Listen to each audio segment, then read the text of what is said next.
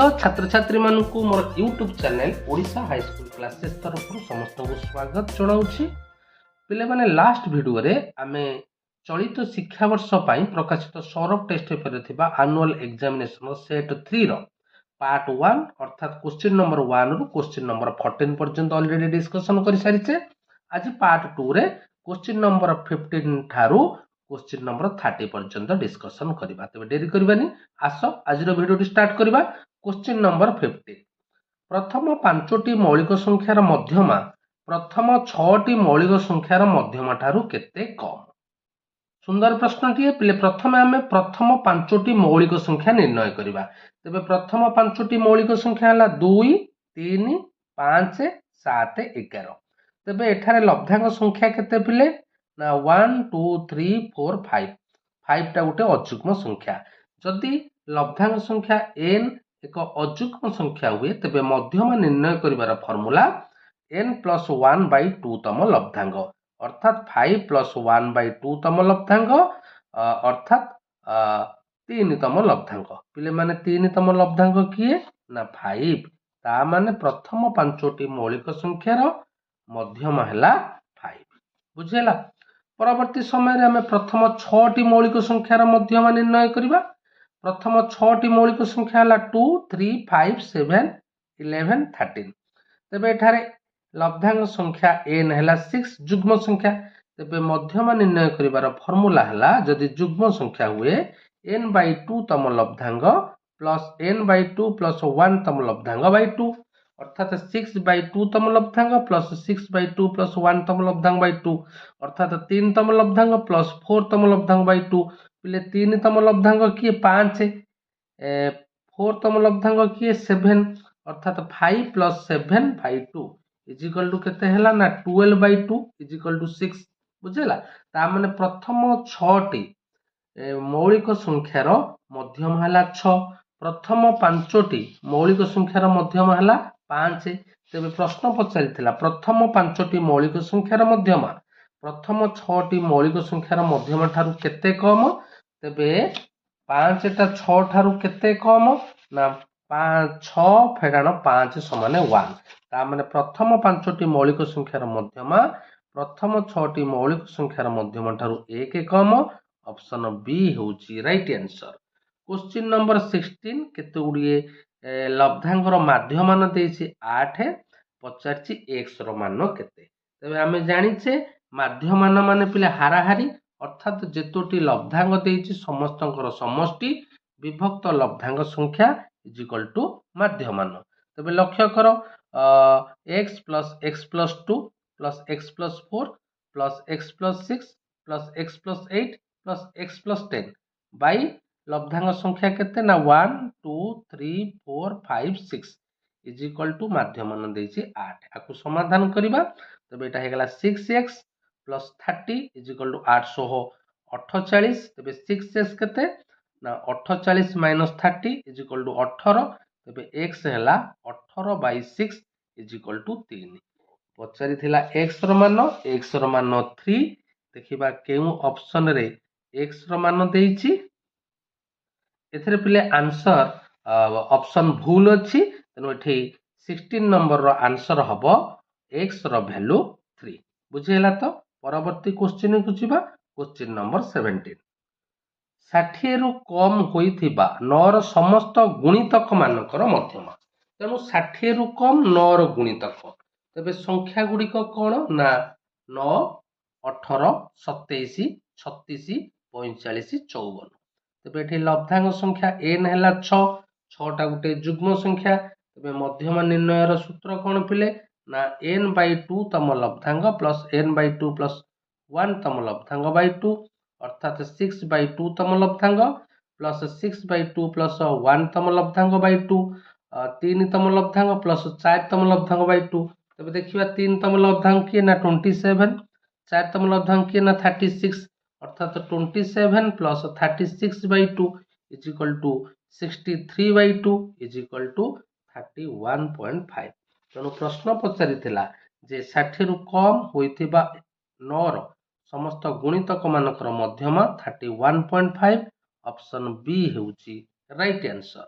Question number 18 दुईटी बिंदु देइछि तार स्थानांक देइछि पचारछि यार मध्यवर्ती दूरता बहुत सहज पिले तबे बिंदु 2 को आमे ए आउ बी नै जिबा एठारे x1 हला 1 y1 हला -2 x2 हला -3 y2 हला -5 तबे दूरतार सूत्र अर्थात कोऑर्डिनेट ज्योमेट्री रो उपपाद्य 1 x2 - x1 रो वर्ग प्लस y2 - y1 रो वर्ग रो रूट ओवर तबे एठी वैल्यू पुट कर देला परे आमे समाधान कले केते हला एठी ना ए बी रो दूरता हला 5 एकक बुझी हला तो राइट आंसर हला 5 एकक ऑप्शन ए होची राइट आंसर क्वेश्चन नंबर 9 केते गुडी लब्धांक देइछि पचारछि हार गरिष्ठक केते m0 केते तबे आमे जानि छे बेसिक फार्मूला रो जे जेउ लब्धांक सर्वाधिक थर थिबो सेही लब्धांक ही तो तथ्यावली रो गरिष्ठक तबे लक्ष्य कर पिले एठी लब्धांक 9 सर्वाधिक 4 थर अछि तेणु एठारे गरिष्ठक हबो 9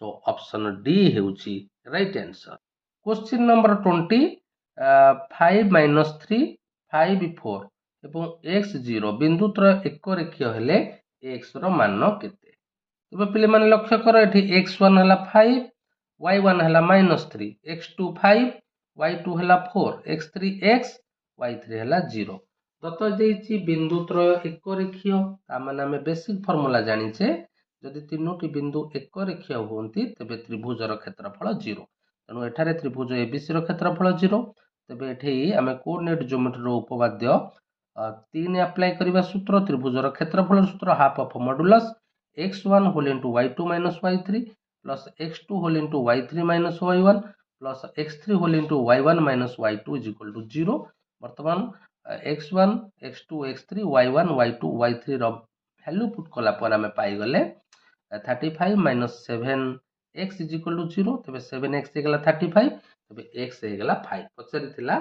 x रो मान केते पिले माने x रो मान हला 5 ऑप्शन बी हेउची राइट आंसर क्वेश्चन नंबर 21 दुईटी लुडु गोटी को थरे गडाइले गोटी दुईटी रे पड़िथिबा संख्या दुईटी रो समष्टि 9 हेबार संभावना केते तबे दुईटी लुडु गोटी को थरे गडाइले यार सैंपल स्पेस रो कार्डिनलिटी s रो कार्डिनलिटी हबो 36 माने कर घटना ई नबा गोटी दुईटी रे पड़िथिबा संख्या दुईटी रो समष्टि 9 तबे कोन कोन पिले संख्या आसीबो ई रे हमरा आसीबो 36 काहेना मिसेल हबो 9 4 5 5 4 6 3 बस एतिक ही आसीबो तनो एठेरे ई रो कार्डिनलिटी हला 4 तबे पी ई हला ई रो कार्डिनलिटी बाय एस रो कार्डिनलिटी अर्थात 4 by 36 is equal to 1 by 9 तनो एठे राइट आंसर हबो 1 बाय 9 ऑप्शन सी हेउची राइट आंसर क्वेश्चन नंबर 22 दुईटी बिंदुर स्थानांक देइछि उक्त रेखाखंड को गोटे बिंदु 1:2 रे अंतर विभाजन करूतिले उक्त बिंदुर स्थानांक पचारछि बुझिला एठी अंतर्विभक्त बिंदुर स्थानांक पचारछि तबे लक्ष्य कर पिले मन कर ए बिंदुर स्थानांक देइछि 1 5 बी बिंदुर स्थानांक देइछि 7 2 तबे एम बिंदु ए बी रेखाखंड को 1:2 रे अंतर्विभक्त करूछि तबे आमे एठी लक्ष्य होछि एम बिंदुर स्थानांक निर्णय करिबा तबे एठारे x1 हला 1 y1 हला 5 x2 हला 7 y2 हला 2 एवं m हला 1 n हला 2 तबे अंतर्विभक्त बिंदु अर्थात m बिंदुर स्थानांक आमे एठी कोऑर्डिनेट ज्योमेट्री रो उपपाद्य 2 पकेइबा mx2 nx1 m n my2 ny1 m n बुझला एठारे वैल्यू पुट कला परे आमे एठी आंसर पाइले 3 4 तबे एठारे अंतर्विभक्त बिंदुर स्थानांक हला 3 4 देखिबा केउ ऑप्शन टी ठीक ऑप्शन डी हेउची राइट आंसर क्वेश्चन नंबर 23 दुईटी मुद्रा को एक संगे टॉस कले अति कम रे गोटिए टी आसीबार संभावना केते तबे दुईटी मुद्रा को एक संगे टॉस कले यार सैंपल स्पेस आसीबो hh ht th tt तबे एठी s रो कार्डिनलिटी हला 4 तबे माने कर ई घटना नबा अति कम रे गोटिए टी तबे ht जीवो t h जीवो एवं tt मध्यन जीवो जेहेतु अति कम रे गोटिए टी देछि तबे एठारे ई रो कार्डिनलिटी हला 3 पी ई हला ई रो कार्डिनलिटी बाय एस रो cardinality is equal to 3 by 4 तो एठे आंसर हला 3 बाय 4 ऑप्शन ए हेउची right answer question number 24 A B C D रो डिटरमिनेंट रो मूल्य केते बहुत सहज प्रश्न पिले तबे हमें जानि छे डिटरमिनेंट केते हबो ना ए को डी रे प्रोडक्ट करबी एवं बी को सी रे प्रोडक्ट करके सब्सट्रैक्शन करबा ता माने एटा हे जबो एडी माइनस बीसी बुझेला तो तेणु राइट आंसर हम एडी माइनस बीसी देखिबा केउ ऑप्शन रे एडी माइनस बीसी अछि ऑप्शन बी हेउछि राइट आंसर क्वेश्चन नंबर 25 समीकरण x plus y is equal to 2 और x minus y is equal to 0 लेख द्वयर छेद बिंदुर स्थानांक केते तेबे दुईटा जाक समीकरण को आमे अपसारण प्रणाली समाधान करिबा तेबे दुईटा को समीकरण को जोग कर देली फल plus y minus y cancel 2x हे गला 2 तेबे x हे गला 2/2 इज इक्वल टू 1 वर्तमान x रो मान को समीकरण i रे पुट कला परे आमे y रो मान पाइले मध्य 1 तेणु उक्त सह समीकरण द्वयर समाधान हैला 1 1 ता माने लेख चित्र द्वयर छेद बिंदुर स्थानांक हबो 1 1 ऑप्शन सी हेउछि राइट आंसर क्वेश्चन नंबर 26 त्रिभुज एबीसी रे एडी ओ बी यथाक्रमे बीसी ओ एसी बाहु मानक प्रति लंब एडी ओ बी रो छेद बिंदु पी हेले त्रिभुज एपी रो केउ त्रिभुज सह सदृश तबे पिले माने लक्ष्य कर एबीसी त्रिभुज रे एडी बीसी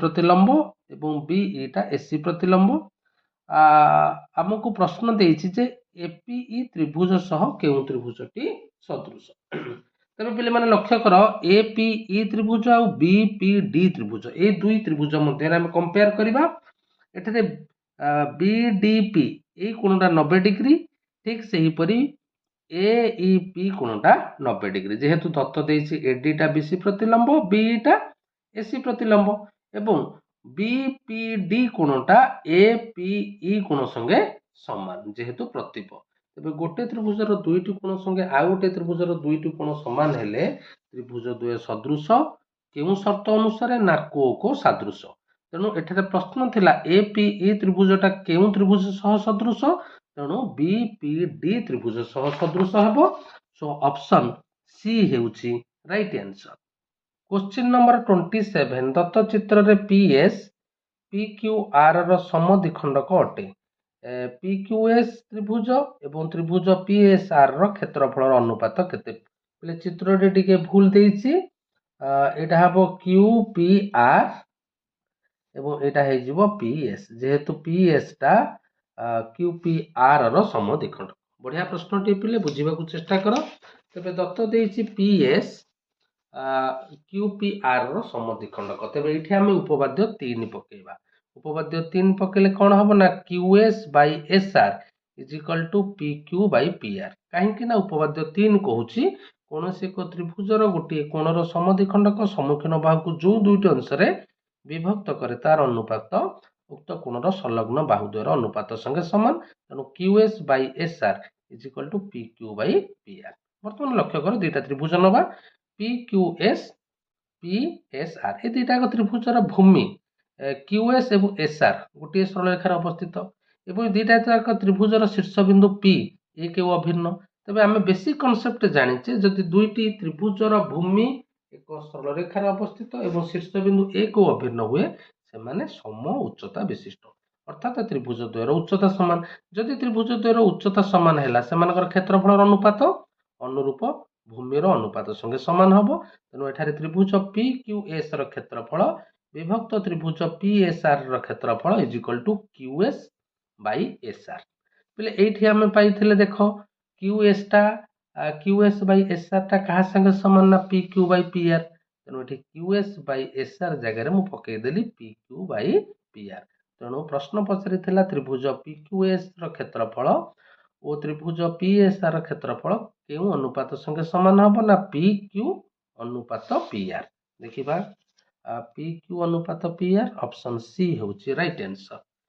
क्वेश्चन नंबर 28 त्रिभुज एबीसी सदृश त्रिभुज पीक्यूआर एबीसी त्रिभुजर परिसीमा देछि 60 सेंटीमीटर क्षेत्रफल देछि 81 वर्ग सेंटीमीटर त्रिभुज पीक्यूआर रो परिसीमा देछि 80 सेंटीमीटर हेले त्रिभुज पीक्यूआर रो क्षेत्रफल केते बढ़िया प्रश्न टी पिले तबे बुझिबा को चेष्टा करो एटा गोटे बेसिक कांसेप्ट आमे मन रखिबा जदि दुईटी त्रिभुज सदृश होंती सेमानकर क्षेत्रफल अनुपात त्रिभुज द्वयर ପରିସୀମାର ବର୍ଗାନୁପାତ ସଙ୍ଗେ ସମାନ। ତେଣୁ ତ୍ରିଭୁଜ ଏବିସି ର କ୍ଷେତ୍ରଫଳ ବିଭକ୍ତ ତ୍ରିଭୁଜ ପିକ୍ୟୁଆର ର କ୍ଷେତ୍ରଫଳ ସମାନ ତ୍ରିଭୁଜ ଏବିସି ର ପରିସୀମା ବାଇ ତ୍ରିଭୁଜ ପିକ୍ୟୁଆର ର ପରିସୀମାର ବର୍ଗ।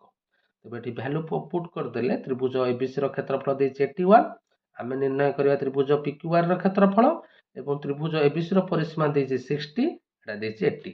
ଆକୁ ସମାଧାନ କଲା ପରେ ବୋଲେ ଆମେ ତ୍ରିଭୁଜ ପିକ୍ୟୁଆର ର କ୍ଷେତ୍ରଫଳ ପାଇଯିବା କେତେ ନା 81 into 16/9 is equal to 144 ବର୍ଗ ସେଣ୍ଟିମିଟର। ତେବେ ତ୍ରିଭୁଜ ପିକ୍ୟୁଆର ର କ୍ଷେତ୍ରଫଳ ହେଲା 144 ବର୍ଗ ସେଣ୍ଟିମିଟର। ଅପସନ ସି ହେଉଛି ରାଇଟ୍ ଆନ୍ସର। Question number 29। ଦତ୍ତ ଚିତ୍ରରେ ବି କୋଣ ହେଉଛି 90 ଡିଗ୍ରୀ, ବିଡି ଲମ୍ବ ଏସି ଏବଂ ବିସି ର ଦୈର୍ଘ୍ୟ ଦେଇଛି 12 ସେଣ୍ଟିମିଟର, ସିଡି ର ଦୈର୍ଘ୍ୟ ଦେଇଛି 9 ସେଣ୍ଟିମିଟର। ପଚାରିଛି ଏଡି ର ଦୈର୍ଘ୍ୟ କେତେ। ଏହି ପ୍ରଶ୍ନଟିକୁ ସମାଧାନ କରିବା ପିଲେ ଆମର ପ୍ରମେୟ 1.4 ର ଅନୁସିଦ୍ଧାନ୍ତ 2। ତେବେ ଅନୁସିଦ୍ଧାନ୍ତ 2 କ'ଣ କହୁଛି ନା ବିସି ର square is equal to CD into AC. ବୁଝିହେଲା ତ। ତେବେ ଏଠି ବିସି ର ଭ୍ୟାଲୁ ପକେଇଦେଲେ 12 ର ବର୍ଗ 144, 9 ଇଣ୍ଟୁ ଏସି। ତେବେ ଏସି ପାଇଗଲେ କେତେ ନା 16 ସେଣ୍ଟିମିଟର। ଆଚ୍ଛା ସିଡି ଦେଇଛି, ଏସି ପାଇଗଲେ। ପଚାରିଛି ଏଡି। ଏଡି କେମିତି ନିର୍ଣ୍ଣୟ କରିବା, এটা এডি পিলে এডি কেମିତି ନିର୍ଣ୍ଣୟ କରିବା। ଏଡି ପଚାରିଛି ନା ଏସି ମାଇନସ ସିଡି ଅର୍ଥାତ 16 minus 9 is equal two 7 centimetre.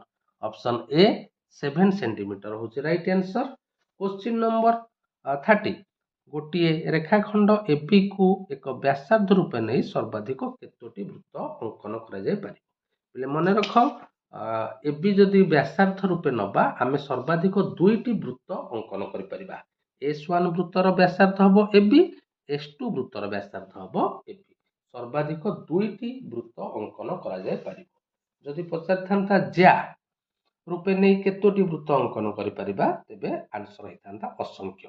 ଯେହେତୁ ଏଟା ବ୍ୟାସାର୍ଦ୍ଧ ଦେଇଛି ତେଣୁ ସର୍ବାଧିକ 2ଟି ବୃତ୍ତ ଅଙ୍କନ କରାଯାଇପାରିବ। ଅପସନ ଡି ହେଉଛି ରାଇଟ୍ ଆନ୍ସର। Question number 31। ଗୋଟିଏ ବୃତ୍ତର ବ୍ୟାସ ଦେଇଛି 26 ସେଣ୍ଟିମିଟର। ବୃତ୍ତର କେନ୍ଦ୍ର ଠାରୁ ଏକ ଜ୍ୟାର ଦୂରତା ଦେଇଛି 5 ସେଣ୍ଟିମିଟର।